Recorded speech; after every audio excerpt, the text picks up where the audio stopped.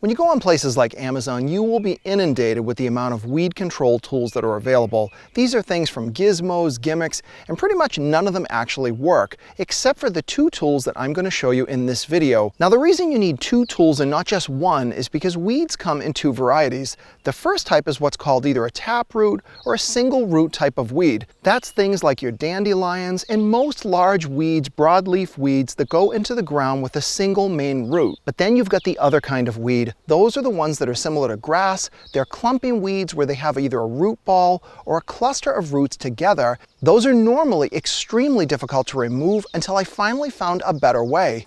This tool is made by Corona. Now, at first glance, it kind of just looks like a regular garden hoe, and I suppose the design is pretty much that. But the head is what has been unique for me.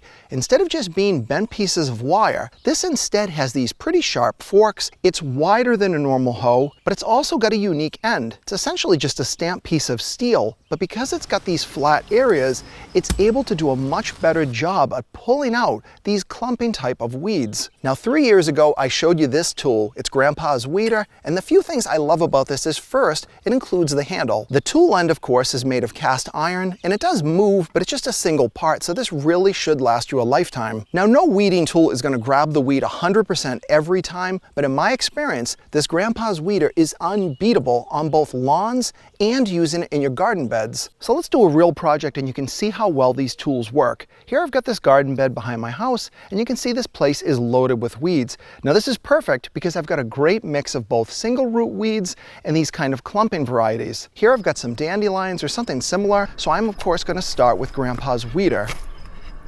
Anytime you use this tool, you want to do one thing correctly. Insert the fork into the dead center of the weed. That is where the root's going to be. You can use the foot pedal and insert it further into the ground as far as it'll go, and then simply pull on the pole at an angle, and you should hopefully extract your weed completely.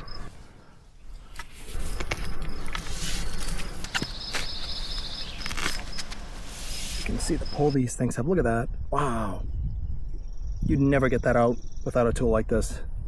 Now, the Grandpa's weeder is phenomenal. This thing has great reviews on Amazon, and when I showed it 4 years ago, I got really good feedback because this tool just works.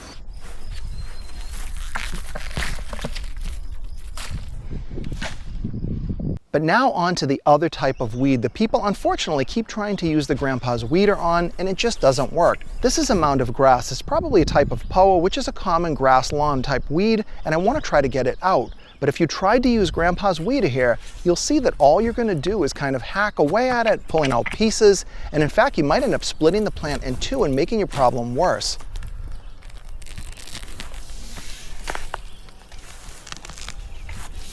That's where this Corona tool is perfect. Anytime you've got a clump like this, grab your Corona tool, and I'm going to hit it almost like a hatchet, but I'm not aiming for the weed. I want to get the tool just behind it, so once I whack it in the ground, all I've got to do is give it a strong tug, and hopefully the weed will come completely out. This is a perfect result. Now, of course, there could be a little piece of root somewhere in there, but this is the best you're going to get without completely digging out your bed.